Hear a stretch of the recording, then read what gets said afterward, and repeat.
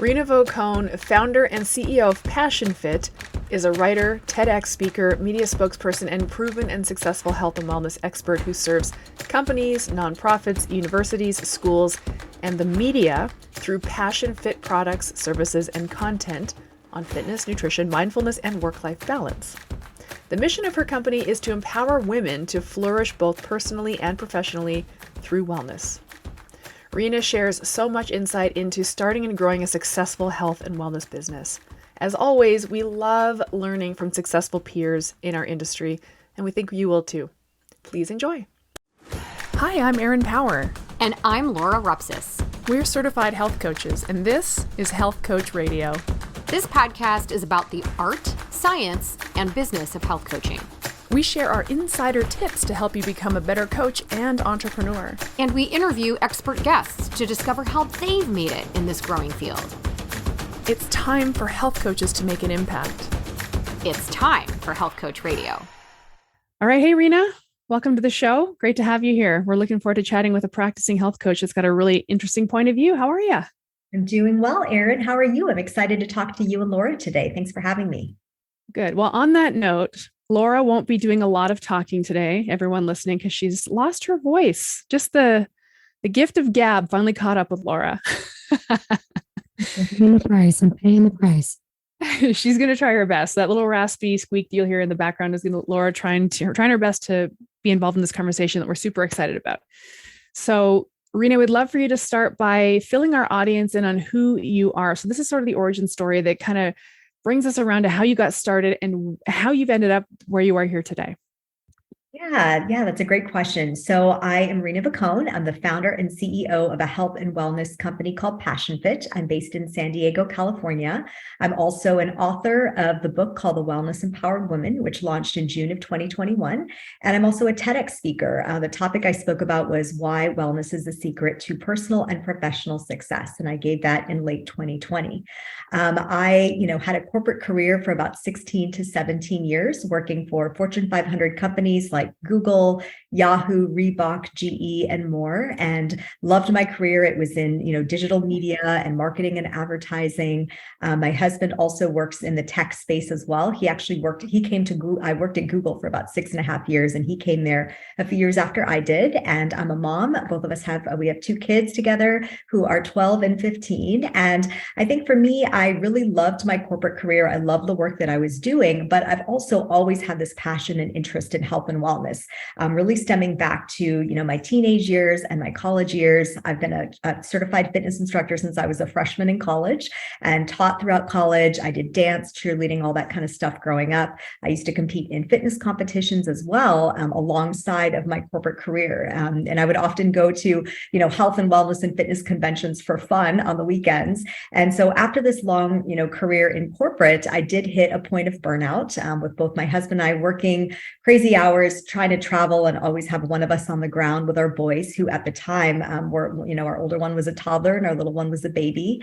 And so, I thought I'm probably not the only one that is struggling with burnout and health issues as a result of stress that comes from trying to balance your career and your family at the same time. And I always knew, because of the passions I had in health and wellness, that I eventually wanted to do something with it. I just wasn't sure what yet. So it took me probably about 2 years to get the courage to leave my job at Google, which again, I love the job, had a great team, great management. But it was just that point of, I want more flexibility for my kids. I think, this calling for health and wellness is really coming to me, and I want to do something entrepreneurial. So I left Google in June of 2014, and here we are about 8.5 years later, and I'm still growing and building my business. I am a certified health coach, fitness instructor, behavior change and nutrition specialist. And then I'm also very passionate about working on corporate wellness, having had a background in corporate. So I do a lot of employee well-being and professional strengths-based coaching with organizations as well. Awesome. Very cool. You've been at it for 8.5 years. So one thing about your origin story that I personally can relate to, and I'm sure lots of people can, probably Laura can too, is it was a fine job. It was a good job. Didn't hate it. It would have been fine, but felt called to something else. And, you had this concurrent background in fitness. It was like, that seems to be what I'm being called to. I'm going to go try this out. So leaving a great job to go and do something that you felt more more called to. Now you're 8.5 years in.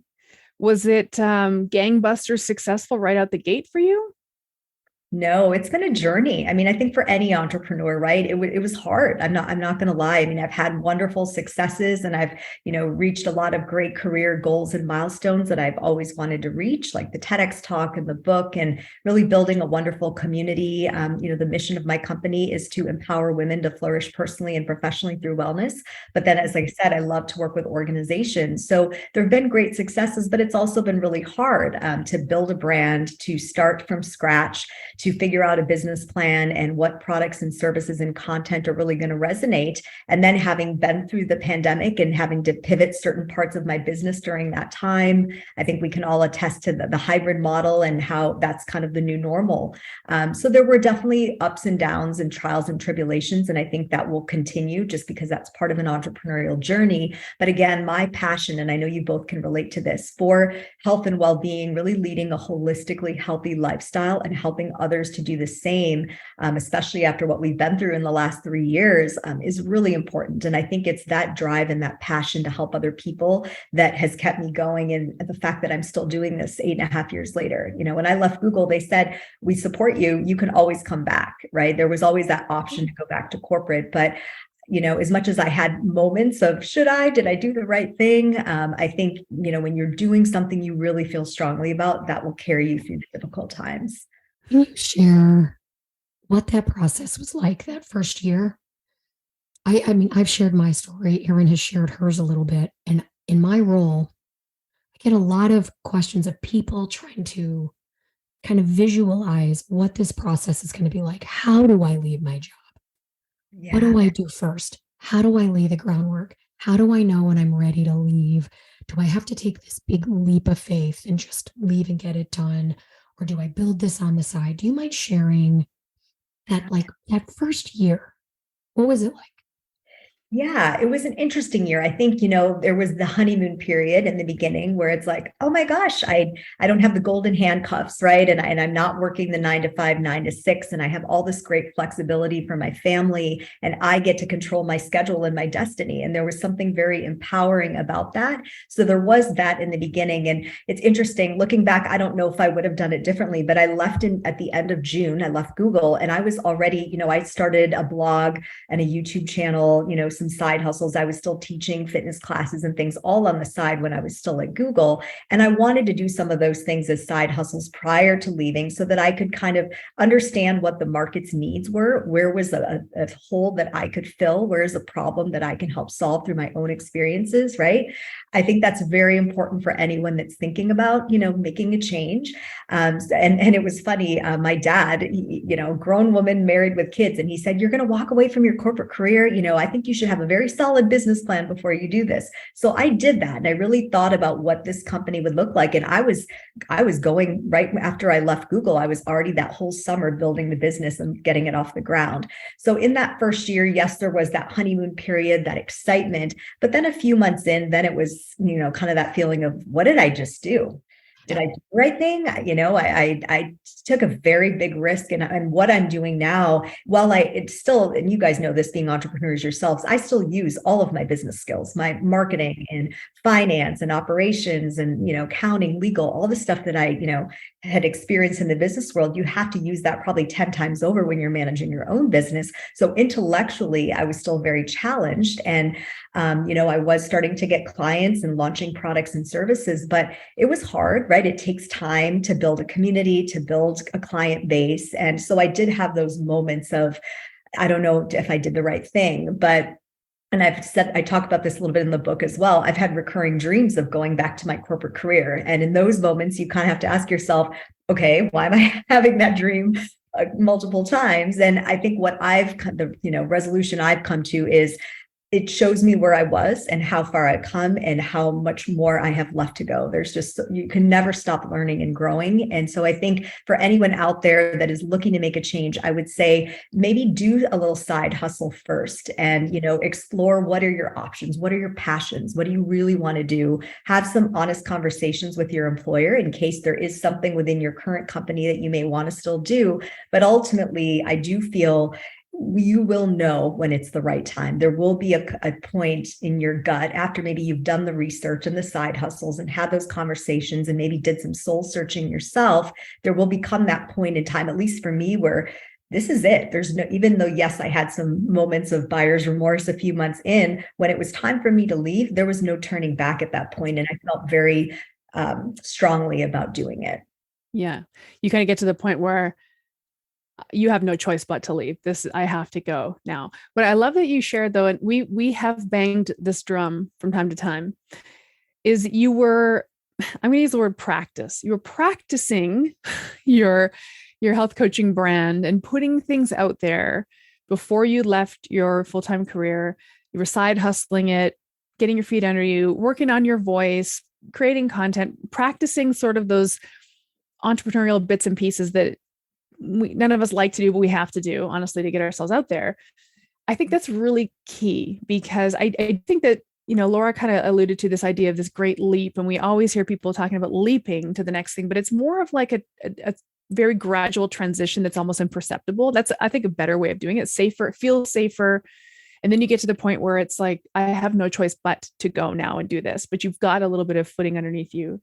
So what I got out of that, which I think is really important, is anybody who's still holding down their full-time job and is planning to transition to health coaching in any capacity, you start now imagining what that's going to be and start building it in your precious moments of spare time, because you get the practice under your belt. Mm-hmm. What you said, you're working on building products and services that will resonate, and you needed to identify a problem that you had the solution for. So that's incredibly crucial, right? So I just recently have been thinking through this idea of the niche, the target audience, the avatar client. Whenever we do that exercise, we think of the person. Oh, it's Sally. She drives a Toyota RAV4 and she has a golden retriever and 2 kids. Like, we're thinking about this person. We have to think about the problem that we can solve, the thing that keeps them up at night, and a tangible solution to that problem. So the problem that you were identifying, what was clear for you as far as the problem that you knew that you were the expert that could solve this problem? Yeah, I think, I have a unique perspective, and I think a lot of people have some, their own versions of this, but I know for me, the problem was, and when I work with organizations, I work with men and women alike, but my target audience, especially on the consumer wellness side versus corporate, is women. And these are women who are burning out because they are lacking in self-care. They have families. They're still trying to keep their careers going, and, they're putting themselves last, and they may in some ways know the right things that they should do, but they just don't have the time to do it. And sometimes I think when you've kind of done that for so long, you just keep going, right? And you don't stop to think, wow, I'm really depleting myself, and I'm probably not serving my family and my employer and my community or my own business, if you're an entrepreneur, well, if I'm not taking care of myself. And I did that. And I'm somebody, like you guys, spent so much of my adult life, even my teenage life, focused on health and wellness, always been passionate. I'm also first generation born Indian American. So I grew up with yoga and meditation and homeopathic medicines and natural, remedies and things like that from my parents and grandparents. And so I feel like I could solve this problem for other women through a couple of things. One, having had the corporate career, so I understand burnout, I understand the pressures, but then having been trained in health and wellness and nutrition and fitness and all of these things throughout my entire adult life, and then sort of having this Western and Eastern perspective on health, again, being first generation born Indian American. And the fourth piece of that, I think, is also being a mom and a wife and having a family. So in looking at all those things between my corporate career, my background, my training in health and wellness, my Eastern and Western perspective, and then trying to balance family and career, I could come at it from a point of view that I felt could help other people. And that's where, I started with the blog, and I started with the YouTube channel, and then I started offering classes and retreats and workshops, and then started going out to companies and speaking and developing corporate wellness programs and things like that. And it just kind of, people look at at it and they'll say, well, how did you do all these things like that? But it's not that I did all of it at once. I had to kind of take it honestly year by year and keep growing and seeing, okay, where can I solve this problem now? Always staying true to the mission, always staying true to what Passion Fit, my company, is all about, but then figuring out how to expand and grow in a way that's going to make sense. And it took time, and I'm still learning and growing as we go. Did you start with individuals and then move into corporate? Did that happen simultaneously? The corporate wellness is an area we just see so much potential, right? Yeah. So much potential. And so from a niche perspective, it's a different conversation. But, Yeah. The fact of the matter is, I think for industry-wide, health coaching, fitness coaching is so to their detriment, to our detriment, focused on flipping weight loss. I know. Because it is a problem. It is, and it's prevalent. But burnout, I think, is part of why people suffer burnout trying to lose weight. The weight gain is because of the stress, and so focusing in on a problem and being able to identify this doesn't always have to come from a bad place. You have a wonderful job and a family and like all these things that you want to be amazing at. So how do you bring it all together with all these spinning plates without letting them fall, right? Exactly. So true. How do you communicate that? Did you wrap that into a program that addressed it? What did that look like initially, and how has it evolved? Yeah. I mean, I think, to your point about weight loss, I don't talk about weight loss. I don't talk about how fitness or your wellness practices make you look. I always have from day one focused on how it's going to make you feel and make you function, right? Because it's about your physical health, your mental health, your emotional health, your spiritual health, even. That I talked about that in my TEDx talk as well, which to me are the 4 pillars of holistic health and wellness. And so, yes, stress, like 60% of all human illness and disease can stem from stress and burnout. And so I think when you go at it from that perspective, whether it's with organizations where absolutely the workplace is suffering right now with layoffs and the recession and, hybrid work, remote work, and that whole debate that's going on, there's just so much that's happening there. And the pandemic, I think, has really changed the workplace forever. But whether you're working in corporate or also working with individuals, and I would say I started with individuals, but groups, and then that really just expanded into corporate as well, because I naturally, coming straight out of corporate, it was easy to go into both together. But I think when you approach it in a way that's empathetic and that is less about the weight loss and putting that pressure on people that really affects their body image and their self-confidence, and gets more into, let's get into the root of the problem within you, right? And how is that manifesting itself in your mental and physical health? And what are ways that we can do it, not all at once, right? But taking it one step at a time so that you can find some success and feel good to then keep moving to the next change and the next change. And I think when you come at it that way, from a behavioral change perspective, you can really help the person because it's very vulnerable stuff. It's sensitive for people. And you guys know, for us as health coaches, we have to really walk a fine line and tread that topic, very lightly at first, because I think sometimes it's like a hard nut to crack for people. There's shame, there's, fear. There's just so many things that you have to kind of be cognizant about so that you can really help somebody make change in their life. And it's not easy, and it takes a lot of patience and understanding. Mm-hmm. Yeah. Hi, it's Erin Power here, co-host of Health Coach Radio. Fitness has always been a part of my life. I used to train clients one-on-one, and I still teach group exercise classes to this day. Fitness is how I got started on my journey to health coaching. Working as a fitness trainer, I always wanted to go deeper than the reps and help my clients incorporate fitness and movement into every aspect of their lives.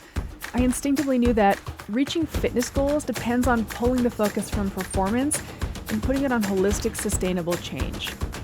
And that's exactly what the Primal Fitness Coach certification shows coaches how to do. Your clients deserve to move better, feel better, be pain-free, enjoy exercise, and love their bodies. The Primal Fitness Coach certification teaches you how to train people to be fit for life, to avoid injuries, increase mobility, develop lean muscle mass, protect joints, and optimize metabolic health. This well-rounded functional fitness certification covers best practices for daily movement, strength training and conditioning, HIIT exercises, sprinting, and more. It also includes practical hands-on coaching training and business development lessons to help you launch and grow a profitable fitness coaching business. Visit primalhealthcoach.com to learn more about the Primal Fitness Coach certification. So this is great because, again, we're going back to this idea of this problem that you can solve, and the ways you can solve it would include individuals, groups. There's lots of templates to follow, but it comes back to this problem that you're the expert in solving. So I'm using this word expert a lot lately. I'm teaching a business course right now, and I'm telling the students, you're an expert in something. You are the world expert in something. What is it? And nobody wants to call themselves an expert, but you are. So for example, the problem that you were solving is women who are burning out because they aren't taking care of themselves. They're feeling depleted, and then they're not able to competently step up and serve people as well as they want to, right? So there's this battle between, I'm a competent person and competence is my core value, but I'm too burnt out to conduct myself competently. And that's psychologically and emotionally very hard, spiritually very hard. So there's all these pillars, to your point, they're all connected. But that is a statement that's keeping women up at night. I'm unable to competently step in and take care of everything I want to take care of at the level I want to take care of it. That's keeping someone up at night. Keto isn't keeping someone up at night, right? Gut health isn't keeping someone up at night. We have to get to the problem and voice it in a way. Now, once you get that problem, then that speaks to an individual. She's having this problem. There's a she out there that has this problem, but there's thousands of she's. But you speak to the one she, you build a program for her. It can be blown out into groups, but you're speaking and creating it based on this one person in a manner of speaking. It's a very clear message.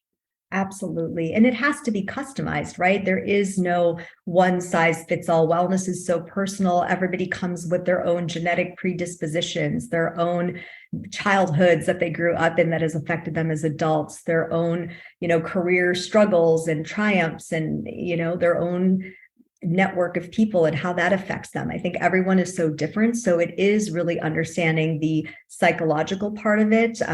Part of my training in behavior change involves positive psychology, but you can't just go to somebody and just say, think positive and everything's going to work out. Like, you have to get into why they might feel the way they feel and help them slowly build tools to work up to that.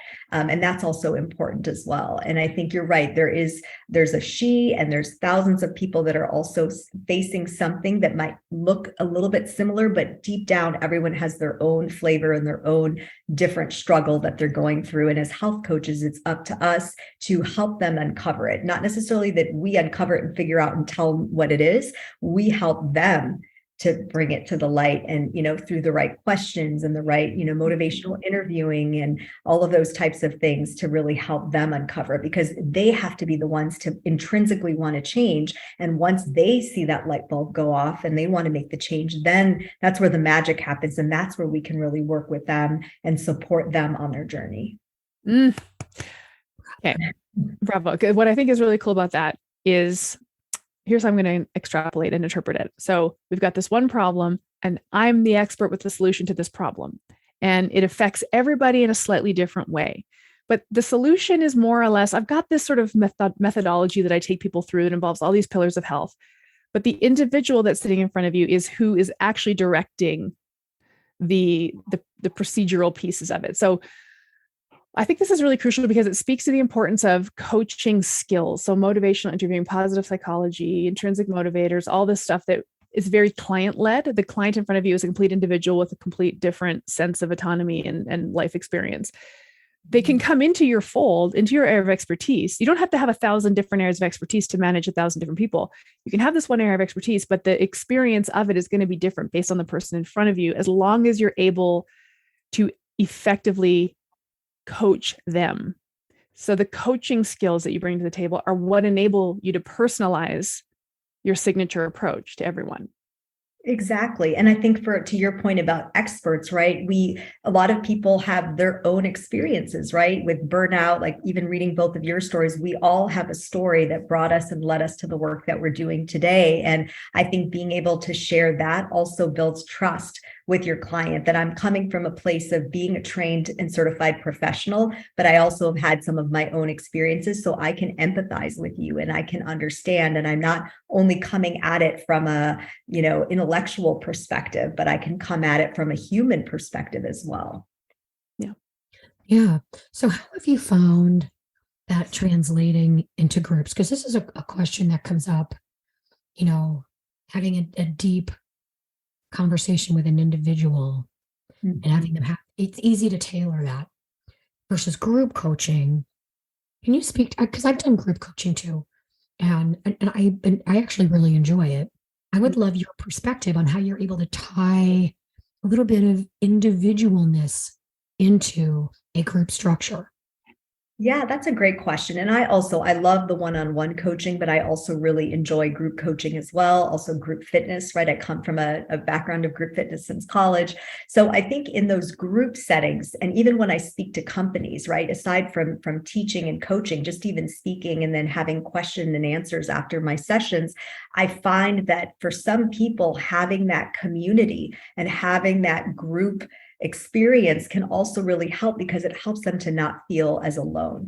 They can then see, oh, this other person is also struggling with burnout or stress or health issue, gut health, or, even weight issues. Again, we don't talk about it in terms of weight loss, but everybody has some sort of a health struggle or a personal or professional struggle. So in those group sessions, we can speak to, part of it is, okay, here's some general tools, but now let's get into what are some challenges you're each facing. And then it becomes a facilitation on my part and more of a discussion amongst the group. And that way people can share, their struggles, their victories, their learnings. And I think that's where there's a lot of great education and connection. And that also helps to motivate people, and then holds them accountable too, if you are part of a group. Now, it's not for everybody. I think there could be some people maybe that are in a more vulnerable place, and hearing about someone else's struggles might make them feel hopeless, or hearing about someone else's victory might make them feel like envious, like I can't do that. So sometimes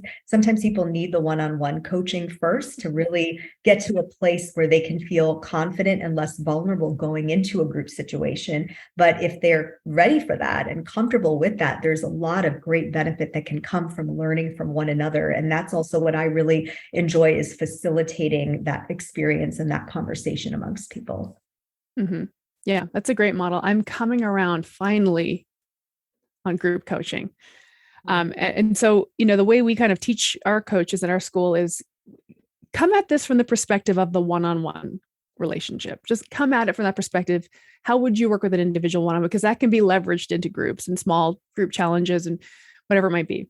Yeah. And you always want to have that one-on-one option in your roster of product offerings for the vulnerable person who wants the more personalized approach, who wants that quiet container. So you definitely want to have a few of those spots available. But I'm starting to believe that the group model is actually extremely powerful for the reason you just mentioned, from the perspective of the participant, the observational learning that they can get. If they don't feel like stepping up and maybe speaking, they're going to hear a lot.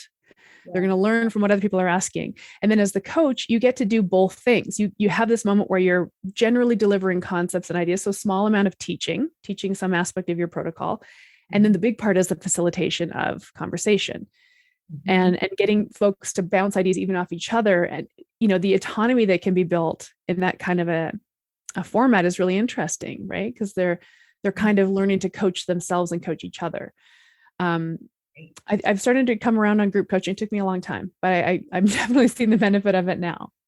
Absolutely. And it's different for everyone, right? And I think as coaches, though, we can also scale our reach, right? Like, we want to try to impact the most people that we can. And it's great to have the one-on-one options and keep those going. But to be able to coach groups just allows you to reach more people and then create that community amongst that group. That's something that I love to do. I'm very passionate about building communities and connecting people. And, I've done some wellness retreats, and just how cathartic it can be for people. And when they come out of a group coaching session or a retreat, I think it can be transformative for them. And it's not just us as well, health coaches, that are doing it, right? It's the group that's doing it. It's that dynamic that's bigger than all of us. And I do think that is the beauty of group coaching, in addition to the one-on-one. Have you noticed any change in people's craving for community in the last few years since everything went a little haywire there? Absolutely. I think the desire and craving for community has never been stronger, right?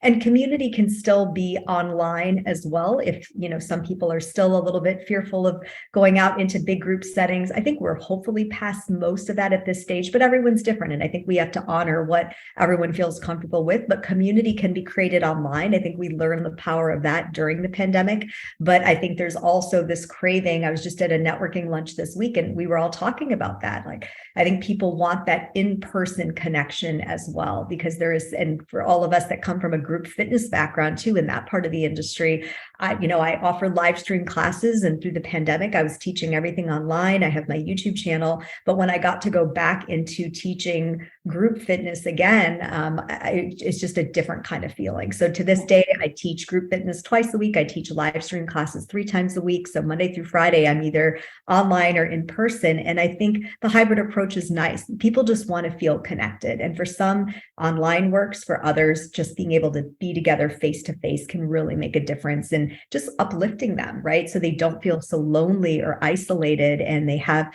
something to look forward to and they can feel like, okay, we're in this together and I'm not alone. Yeah. Hey, so I'm curious about your live streaming. Are you doing that through YouTube? Is it something that's just if someone's on your channel, they see it? Is it part of a program? And do you mind speaking to the structure a little bit?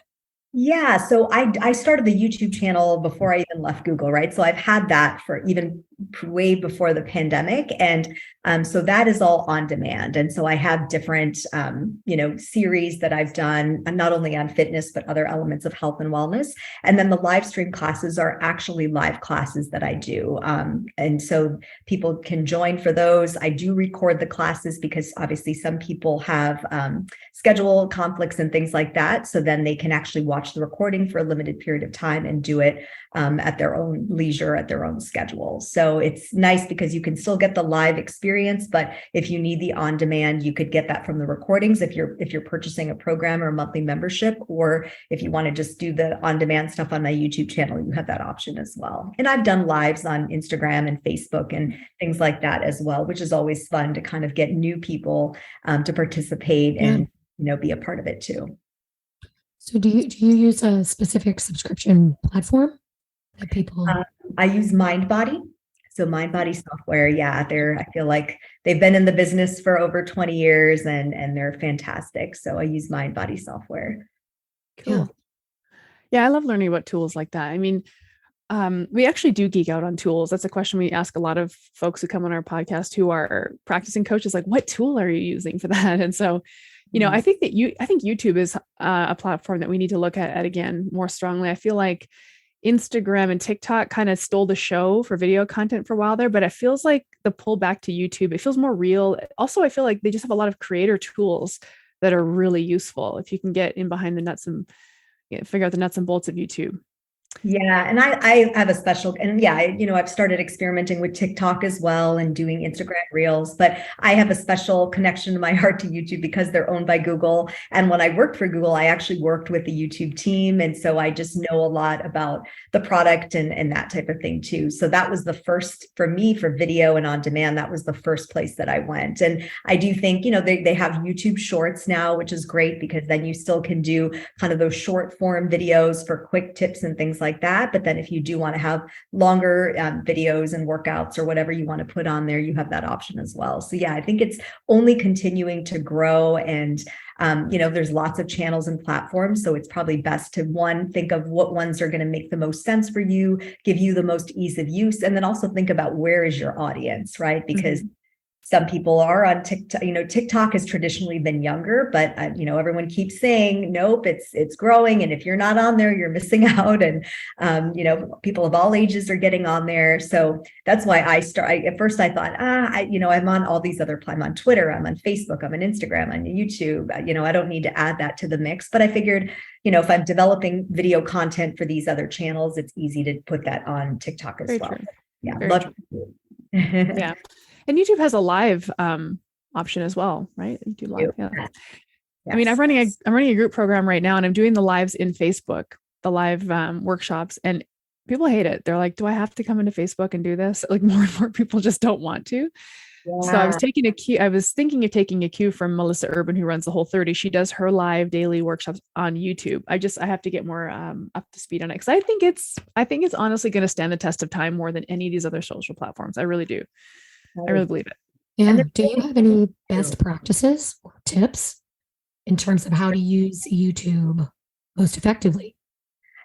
So I would say, really think about what content you're creating that could be communicated best, maybe in short form video, if it's a simple message. And obviously, people's attention spans are always wavering. So, use shorts for some of those types of things where it's like a quick hit, a quick reminder, or something, 3 tips for something. And then if you want to get into the more elaborate conversation and sharing of information and educating, or doing a full workout series or whatever, then I think YouTube long form video would work well for that. One thing that I will say, and again, I know this very well from when I worked at Google and worked with YouTube, is just be really careful about your music and copyright issues. I've been very diligent about, making sure I follow the guidelines and protocols and use copyright free music, royalty free music. I do actually have a music license as well, but I think it's getting trickier because now with Instagram and Facebook and TikTok,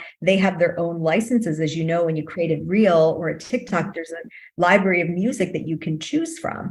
The one thing with YouTube, though, that is a little bit different is that if for any reason you pick something and then that artist comes back and says, this is not okay, this is my music, this is a copyright violation, you as the YouTube channel holder get penalized for that, even though you're using it from their library. So that part is a little tricky. I'm still trying to figure out the right way to handle that, because when I create shorts and things like that, it's a little bit trickier because I don't want to get a penalty on my channel. I have a clean channel and I have for so long, but you do want music too. So it's finding the right types of music where you're not going to have a copyright issue. And with the YouTube music library is great, but it's currently only offered for the long form video. It's not an option for YouTube Shorts. Good to know. Did not know that. Okay. So in addition to being an awesome coach, you wrote a book and you did a TEDx talk. So I want to know tell me about the TEDx process. Like, how do you get a talk? How did you achieve that? I mean, it takes a long time for some. I think it's just looking at knowing your topic and applying to different ones that are out there, and hopefully finding the right fit with what that organizer is looking for or that event is looking for, and figuring out where yours can fit in. I feel, very blessed and very lucky that I was selected. And I think honestly, with the TEDx talk, one of the hardest things is you have to memorize it. So it's usually anywhere from like a 10 to 18 minute talk. And so that was something I remember just like recording it on my phone and listening to it before going to bed every night, and like doing it in my sleep because I wanted to make sure that I memorized it. And, but I think when you really embody the talk and really believe in what you're saying, then, I think that it'll come hopefully naturally. But it was definitely a process, but always been a dream of mine. And I'm really thankful that I was able to give it and to share that message. And then the book was also something I started in 2019. Again, always wanted to publish a book, but I did not realize at the time that I would be writing through a pandemic. I think that created opportunities, but also challenges. We were all stuck at home, so it made the writing process and the time to write a little bit easier, although my kids were in virtual school at that time for a lot of it. But at the same time, I think sometimes you would have, at least I personally would have writer's block because there was so much happening in the world and you're stressed and you're thinking about all these things about your business and your family. And then it's like, okay, now I have to sit down and write something meaningful that's going to help people. So I think there were challenges and opportunities that came out of the publishing process, but I loved it. And I am working on my second book. It's a little bit of a slow start, but it's going. And I'm excited for when that comes. So you decided you wanted to do this TED Talk. Mm-hmm. What was that process like? So you apply, I gather, right? Mm-hmm. With a specific organizer? How are they organized? Are they in regions? Are they by topic? Do you need to speak to that? Yeah, I mean, they're definitely in different regions in the country and in the world. And then usually there's a theme. And so based off of that theme, then your talk would have to somehow relate to that. So I think it's picking a region that you live near or could travel to. And then if there's a topic that your talk could resonate with, that's probably, the best way to go. Mhm. I applied for one here. I didn't get selected. And I think it's because my application was like, I was talking about my coaching methodology, my sort of weight loss approach, which is just not the kind of material that they're looking for in a TED Talk. I don't think, at least not the one I applied for. Sort of like, I think the topic was more around, I can't remember what the topic even was. It was like sort of corporate professional type topics. And I was trying to think of a way to spin my metabolism conversation into that world. But so I went through the application process, didn't get selected. That's okay. Going to try again someday. Yeah, absolutely. Keep trying. Yeah. The memorization thing throws me for a loop, though. I don't think I could do that. But maybe there'll be some AI chip implant I can get, chat GPT, And some might have teleprompters. I know ours did not. So we were told right away that you had to memorize it. And I've done a lot, like you guys, I've done a lot of presentations throughout my career and a lot of public speaking. But oftentimes I have some sort of notes or an outline of what I want to say. But this is just purely, you're up there. So I had never done that before. And I found that to be one of the more challenging things, at least in the beginning. Once I kind of got the hang of it, it got easier. But yeah. Yeah, we can do anything. We can do anything. Now, back to the book, did you self-publish your book? So I worked with a publishing consulting firm. So it's kind of a hybrid approach, if you will. So yeah, I thought that was a great approach. I mean, I did work with an agent and I did, look at large publishers as well. And then ultimately found this approach because I think at that time with the pandemic, a lot of traditional publishing was actually suffering from lack of sales because everybody just goes to Amazon now, right? Or barnesandnoble.com. That's where both channels where my book is available. So I think traditional publishing is still great, but it is interesting how as times change and publishing and just the industry changes, you kind of want to be on the forefront of that as well as an author to figure out what's going to make the most sense for you and where your audience is, what their purchasing behavior is like. I mean, that's a whole other conversation in and of itself. But yeah, I had a really great experience, so much so that I am going to do it again. But it did take a lot out of me. I will say our family actually moved from the Bay Area, so Silicon Valley to San Diego the week that my book launched. And I wasn't trying to plan it that way. It just kind of worked out that way. So that was probably one of the more stressful weeks of my career and my life, but I got through it. And like you said, we can do these hard things if we, put our minds to it. We can do anything. I'm pretty convinced we can do anything if we just don't quit. Yeah. I really believe that. Yeah. Okay.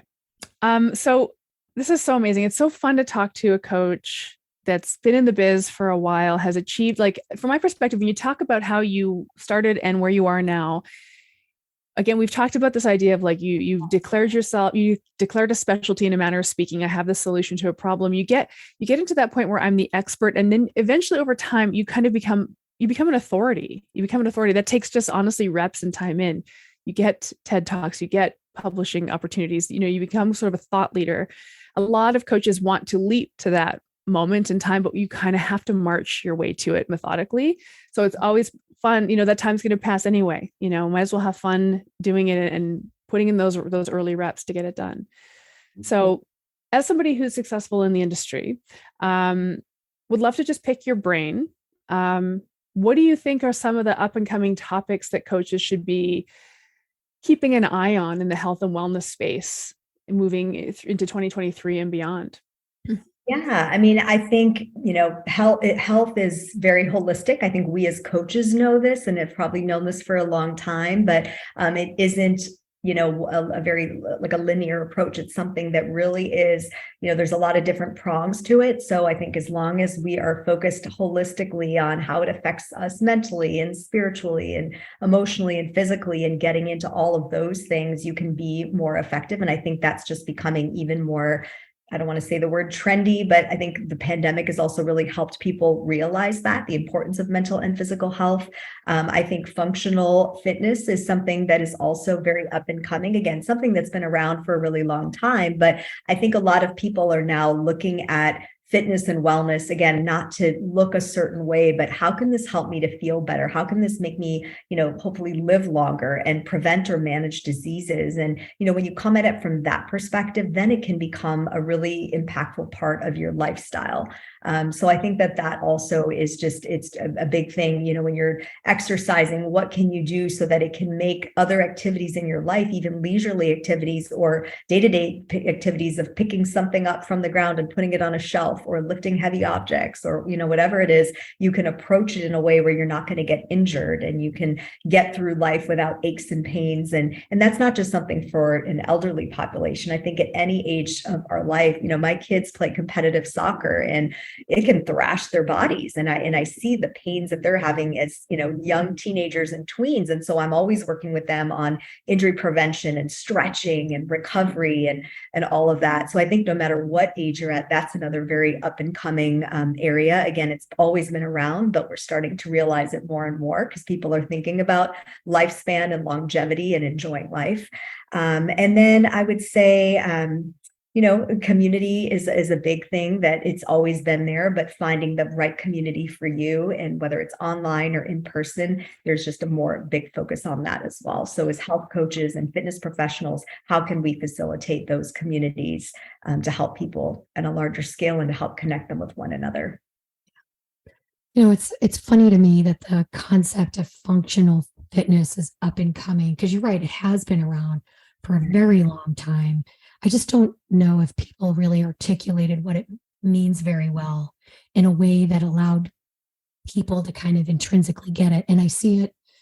I coach CrossFit class. I used to own a CrossFit gym, and I still coach some classes.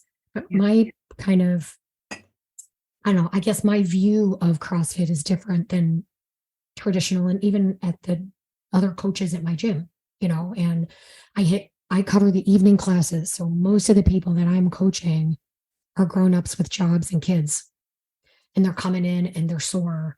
And oh my gosh, I've been here 4 days this week. And I'm sitting there like, why are you here? Yeah. And it's being able to say, here's the purpose of this workout today.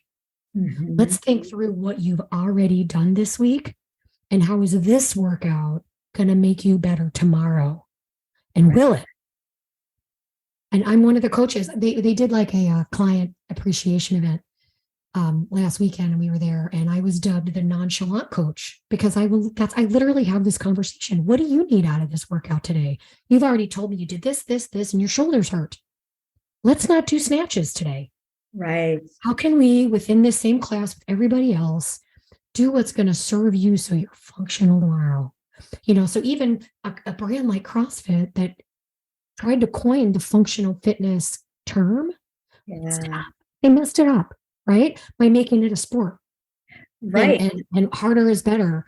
And I think you're right. I think a lot of people have realized, what the heck good is all this training if I have a hard time sitting on the toilet or getting up from the chair, or it hurts when I do this, whatever that movement is. And so one of the trends I see coming up are these collaborative approaches to wellness. Mm-hmm. And more professionals working together and kind of bringing themselves in and sort of adding that to a program. I would agree with you. And what I love about your TED Talk, gosh, I can't believe I'm talking like this. Like, look at this. Like, I'm having a conversation. The book in the TED Talk, I think one of the biggest benefits what that brings is this sense of credibility, right? This constant, this like content expert of, I've spoken, you can see me here. There's a lot of social proof built in this, and it gives you the opportunity to talk about what you absolutely love. Both of those require a lot of confidence, right? And a lot of fortitude to put yourself out there like that. And it's clear just from talking to you that you have that in spades. This is kind of who you are, which I love. I would love for you to kind of speak for a minute to those people who keep telling themselves the story that that's not me. I don't have what she has.